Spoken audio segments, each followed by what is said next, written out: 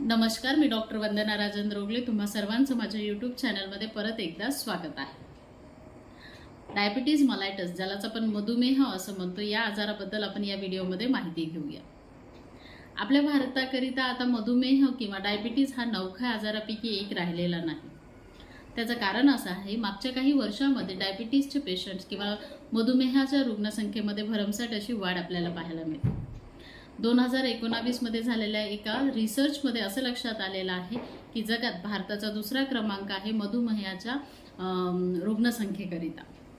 आता एवढ्या तीव्रतेने ही रुग्णसंख्या वाढत आहे, तर आपण आज या व्हिडिओमध्ये मधुमेह म्हणजे नेमकं काय, त्यानंतर मधुमेह झालेल्या पेशंट्समध्ये आपल्याला कुठली लक्षणे पाहायला मिळतात, त्यावरची उपचार पद्धती कुठली आहे, आणि सर्वात महत्त्वाचा या व्हिडिओचा भाग असा की ही वाढती रुग्णसंख्या कमी करण्यासाठी किंवा आपल्याला मधुमेह होऊ नये, डायबिटीज होऊ नये, यासाठी कुठले प्रिकॉशन किंवा प्रिव्हेंटिव्ह मेजर्स आपण करू शकतो, याबद्दलची सविस्तर माहिती मी तुम्हाला या व्हिडिओमध्ये देणार आहे. चला तर मग व्हिडिओला सुरुवात करूया. आता नेमकं मधुमेह म्हणजे काय? जेव्हा पेशंटच्या रक्तातील ग्लुकोजचं प्रमाण नॉर्मल लेवलपेक्षा वाढतं, तेव्हा आपण त्या पेशंटला मधुमेहाचा पेशंट किंवा डायबिटीज पेशंट आहे असं म्हणतो. आता नेमकं हे ग्लुकोज आपल्या शरीरात येतं कुठून किंवा त्याचं काय कार्य आहे आणि हे वाढतं कसं, हे आधी आपण पाहूया. आपण जे अन्न ग्रहण करतो त्यामध्ये कार्बोहायड्रेट्स असतात. मग ह्या कार्बोहायड्रेट्सचं मेटाबॉलिझम होऊन त्यापासून ग्लुकोज तयार होत असतं, साध्या सोप्या भाषेमध्ये. मग हे ज्या कार्बोहायड्रेटपासून ग्लुकोज तयार तर होतं, मग ह्या ग्लुकोजचं आपल्या शरीरात कार्य काय आहे? आपल्या शरीरात जे इतर अवयव आहेत, सगळेच अवयव, त्यांचं निरंतर असं कार्य चालू असतं. मग त्यांचं इंधन किंवा त्यांना एनर्जी कुठून मिळते? तर त्यांना एनर्जी प्रोव्हाइड करण्याचं किंवा त्यांना एनर्जी पुरवण्याचं काम हे ग्लुकोज करत असतं. पण मग हे जे ग्लुकोज आहे, कुठल्या अवयवाला किती एनर्जी द्यायचं किंवा कुठल्या आपल्या शरीरातलं ग्लुकोजचं प्रमाण रेग्युलाइज करण्यासाठी एक हार्मोन त्याच्यावरती नियंत्रण ठेवून असतो. त्या हार्मोनचं नाव आहे इन्सुलिन हार्मोन. आणि हे इन्सुलिन हार्मोन आपलं जे स्वादुपिंड आहे, ज्याला आपण इंग्लिशमध्ये पॅनक्रियाज असं म्हणतो, त्याच्या बीटा सेल्सपासून आपल्या शरीरामध्ये सिक्रेट होत असतं. साध्या सोप्या भाषेमध्ये आपल्या शरीरामध्ये जे ग्लुकोजचं कार्य आहे ते इन्सुलिनच्या नियंत्रणाखाली असतं. मग आता डायबिटीजच्या पेशंटमध्ये किंवा मधुमेहाच्या पेशंटमध्ये काय होतं? काही पेशंट्समध्ये इन्सुलिन तयार होत नाही, किंवा काही पेशंटमध्ये आपल्या शरीराला रिक्वायर्ड असलेलं किंवा आपल्या शरीराला हवं असेल तेवढं इन्सुलिन तयार होत नाही, किंवा इन्सुलिनचं प्रमाण भरपूर असतं पण इन्सुलिन ची जी सेन्सिटिव्हिटी असते किंवा इन्सुलिन असून सुद्धा आपलं शरीर ते इन्सुलिन वापरू शकत नाही. या तिन्ही कंडिशनमध्ये त्याचा परिणाम डायरेक्टली ग्लुकोजच्या लेवलवरती होतो आणि त्याच्यामुळे ग्लुकोजची लेवल आपल्या रक्तामध्ये वाढत असते. आता ह्या इन्सुलिनवर डिपेंड असल्यामुळे हे आपले जे मधुमेह आहे त्याचं वर्गीकरण करण्यात आले आहे.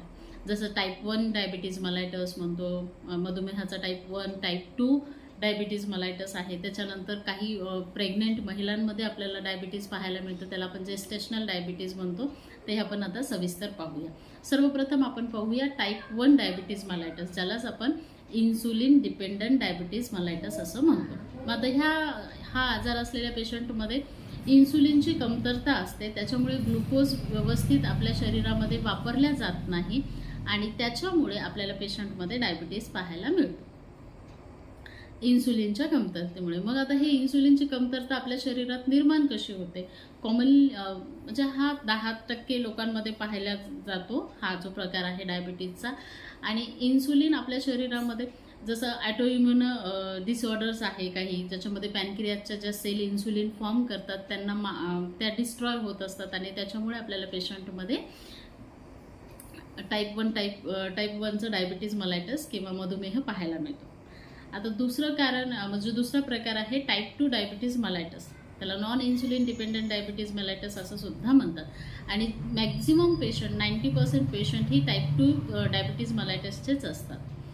आता ह्या प्रकारच्या पेशंट्समध्ये काय होतं, इन्सुलिन त्याच्या शरीरामध्ये इन्सुलिन अवेलेबल असतं पण त्याचं जे कार्य आहे ते व्यवस्थितरित्या होत नाही, म्हणजे त्याच्याकडनं ग्लुकोजचं आपल्या रेग्युलायझेशन व्यवस्थित होत नाही. त्याचं कारण असं आहे की इन्सुलिन असून सुद्धा आपलं शरीर ते यूज करू शकत नाही. इन्सुलिन रेझिस्टन्स आपल्या शरीरामध्ये निर्माण होत असतो पेशंटच्या शरीरामध्ये. त्याच्यामुळे ग्लुकोज आपल्या ज्या काही सेल्स आहेत त्याच्यामुळे ते ग्लुकोज वापरल्या जाणार नाही आणि मग त्या ग्लुकोजची पातळी आपल्या शरीरात वाढत जाते. आणि मग अशामुळे जे होणारं डायबिटीज आहे किंवा या कारणामुळे जे होणारं मधुमेह आहे त्याला आपण टाईप 2 डायबिटीज मेलायटस असं म्हणतो. आता याची कारणे वेगळी आहेत.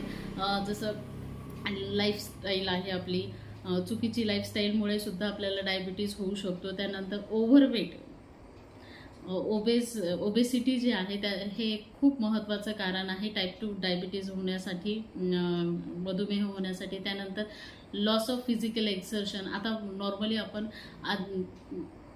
सगळ्यांचं ऑफिस वर्क असतं, आपली जी काही फिजिकल ॲक्टिव्हिटी आहे ती खूप कमी झालेली आहे. त्या पेशंट्समध्ये सुद्धा आपल्याला मधुमेह पाहायला मिळतो. त्यानंतर ज्यांच्या फॅमिली हिस्ट्रीमध्ये मधुमेह आहे, आईवडिलांना वगैरे मधुमेह असेल तर त्यांचं ते प्रोन असतात मधुमेहासाठी. त्यांच्यामध्ये टाईप 2 प्रकारचा मधुमेह आपल्याला पाहायला मिळू शकतो. स्ट्रेस फॅक्टरसुद्धा खूप महत्त्वाचा आहे. स्ट्रेसमुळेही भरपूर वेळेला हार्मोनल इम्बॅलन्स होऊन पेशंटमध्ये आपल्याला टाईप 2 प्रकारचा मधुमेह पाहायला मिळतो. आता तिसरा एक प्रकार आहे जेस्टेशनल डायबिटीज ज्याला आपण म्हणतो. यामध्ये महिला जेव्हा प्रेग्नेंट असते, जर समजा महिला 25 वर्षापेक्षा जास्त वय असेल तिचं आणि जर प्रेग्नेंट असेल किंवा मग होणारं बाळ खूप हेल्दी असेल तर अशा महिलामध्ये, किंवा महिला स्वतः खूप ओव्हरवेटेड असेल, वजन जास्त असेल, ओबेज असेल तर अशा पेशंट्समध्ये आपल्याला तिच्या प्रेग्नन्सीच्या दरम्यान डायबिटीज पाहायला मिळतं. आणि आफ्टर डिलिव्हरी हे काही पेशंट्समध्ये रिकवर होतं, पण काही पेशंट्समध्ये आपल्याला नंतरच्या काळामध्ये टाईप 2 प्रकारचं डायबिटीज आपल्याला पाहायला मिळू शकतो. ही झाली डायबिटीजची कारणे. आता आपण पाहूया लक्षणे काय दिसतात पेशंटमध्ये. आपल्या पेशंटच्या रक्तातील ग्लुकोजचं प्रमाण वाढल्यामुळे हे ग्लुकोज काय करतं, आपल्या शरीरातील पाणी स्वतःसोबत स्पंजसारखं काम करतं. जिथे ग्लुकोज आहे तिथे भरपूर पाणी शोषल्या जाणार आणि युरिन वाटे बाहेर पाणी फेकल्या जाणार. म्हणजे डायबिटीजच्या पेशंटमध्ये पॉलियुरिया ज्याला आपण म्हणतो, म्हणजे युरिन भरपूर प्रमाणात होते आणि वारंवार युरिनला पेशंटला जावं लागतं. त्यानंतर आहे पॉलिडिप्सिया. पॉलिडिप्सिया म्हणजे आता त्याच्या शरीरातलं पाणी वारंवार लघवीला गेल्यामुळे किंवा वारंवार युरिनेशनमुळे त्याच्या शरीरातलं पाणी कमी होत आहे, तर ऑब्व्हियसली त्या पेशंटला सारखं पाण्याचं लॉस होतो. मग त्याच्यामुळे डिहायड्रेशन होतं आणि त्याला सारखं तहान भरपूर लागायला लागते.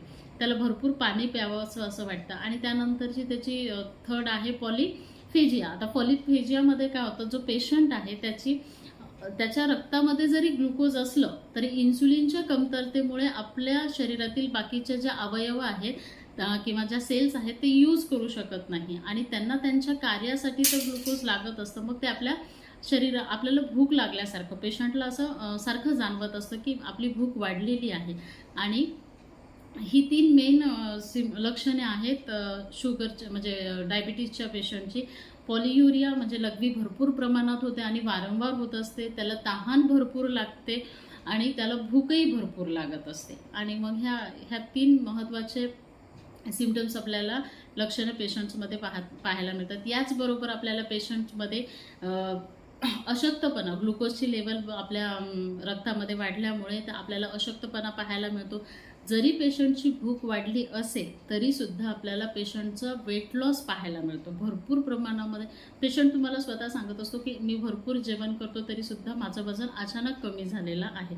वेट लॉस आपल्याला पेशंटमध्ये पाहायला मिळतो. त्याचबरोबर ज्यांचे डायबिटीजचे पेशंट आहेत किंवा मधुमेहाचे पेशंट आहेत, यांच्या ज्या लेन्स आहेत डोळ्यातला त्याच्यावरती एक सूज येत असते आणि त्याच्यामुळे त्यांची दृष्टी ब्लड होत असते, त्यांना स्पष्ट दिसत नाही. आणि या गोष्टीकडे जर आपण दुर्लक्ष करत गेलो तर कालांतराने त्या पेशंटमध्ये डायबेटिक रेटिनोपॅथी डेव्हलप होते. हे कॉम्प्लिकेशन्स आहे, त्याच्यामध्ये त्या पेशंटची दृष्टीसुद्धा जाऊ शकते. त्यानंतरचं एक महत्त्वाचं सिम्पटम आहे पॅरास्थेशिया. भरपूर पेशंट असं सांगत असतात की आमच्या हातापायाला मुंग्या येतात, आम्हाला सेन्सेशन जाणवत नाही, टिंगलिंग, नमनेस असं सेन्सेशन पेशंटमध्ये आपल्याला पाहायला मिळतं. आपल्या रक्तातल्या वाढलेल्या ग्लुकोजमुळे जे आपले न्यूरॉन्स आहेत त्यांचं डिस्ट्रक्शन्स व्हायला लागते आणि त्यामुळे आपल्याला पेशंटमध्ये नमनेस पाहायला मिळतो. त्यानंतरचं महत्त्वाचं लक्षण आहे की आपल्या रक्तामध्ये जे ग्लुकोज आहे त्याच्यामुळे काही इन्फेक्शन्स आपल्याला पेशंटमध्ये जास्त प्रमाणात पाहायला मिळतं, जसं रेस्पिरेटरी ट्रॅक इन्फेक्शन आहे किंवा महिलांमध्ये प्रायव्हेट पार्ट्सचं इन्फेक्शन आहे, ईस्ट इन्फेक्शन, फंगल इन्फेक्शन जे असतात तर हे वाढायला लागतात. इचिंग जे असते, खाज असते बॉडीला प्रायव्हेट पार्ट्सला, ही आपल्याला पेशंटमध्ये जास्त प्रमाणात पाहायला मिळते. त्यानंतर आपलं जे रक्ताचं सर्क्युलेशन आहे ते कमी झाल्यामुळे पेशंटमध्ये पायाला वगैरे जखमा झाल्यानंतर त्या बऱ्या होण्यासाठी शुगरच्या पेशंटला वेळ लागत असतो. ही काही लक्षणे आहेत जी की आपल्याला शुगरच्या डायबिटीजच्या पेशंटमध्ये, मधुमेहाच्या पेशंटमध्ये पाहायला मिळतात. आता यानंतर आपण पाहूया इन्व्हेस्टिगेशन्स. तुम्ही जेव्हा तुमच्या डॉक्टरकडे जाता तर कुठली टेस्ट ते करायला तुम्हाला सांगते. तर नॉर्मल पहिल्यांदा जेव्हा तुम्ही तुमच्या डॉक्टरकडे जाल आणि जर त्यांना असं तुमच्या फिजिकल अपीअरन्सवरनं किंवा तुम्ही जी लक्षणे सांगाल त्यावरनं त्यांना लगेच एखादी टेस्ट करायची असेल तर ती RBSL म्हणून असते, रँडम शुगर ब्लड टेस्ट असते, ज्यामध्ये जेवण झालं असेल तरी चालतं, आपण कुठल्याही वेळी ती टेस्ट करू शकतो. आणि जर या टेस्टचे रिझल्ट 200 मिलीग्राम पर DL पेक्षा 200 किंवा 200 मिलीग्राम पर DL पेक्षा जर जास्त आली तर आपण नक्कीच त्या पेशंटमध्ये तो पेशंट मध्ये मधुमेह हा आजार आहे असं सांगतो. कारण त्या पेशंटमध्ये रँडम ब्लड शुगर 200 किंवा 200 पेक्षा जास्त असून काही क्लिनिकल सिम्पटम्स ज्या मी तुम्हाला सांगितलेले आहे, युरिन जास्त होते, तहान जास्त लागते, त्यानंतर त्याची जी भूक आहे ती वाढते, ह्याच्यापैकी काही सिम्पटम्स जर असतील तर नक्कीच तो क्रायटेरिया बनत असतो. त्या पेशंटमध्ये आपल्याला डायबिटीज पाहायला मिळतं. त्यानंतरची टेस्ट आहे फास्टिंग PSL म्हणून असतं. उपाशीपोटी जी ग्लुकोज लेवल आहे ती आपण पेशंटमध्ये तपासत असतो. उपाशीपोटी कमीत कमी 8 ते 12 तासापूर्वी पेशंटने जेवण केलेलं पाहिजे. फास्ट म्हणजे 8 ते 12 तासापर्यंत त्यांनी काही खाल्लेलं नसेल तर फास्टिंग ब्लड शुगर लेवल आपण चेक करत असतो. त्यानंतर PP ब्लड जेवण झाल्यानंतर 2 तासानंतर सुद्धा आपण पेशंटची ब्लड शुगर टेस्ट करतो. त्यानंतरची महत्त्वाची टेस्ट आहे HB1AC.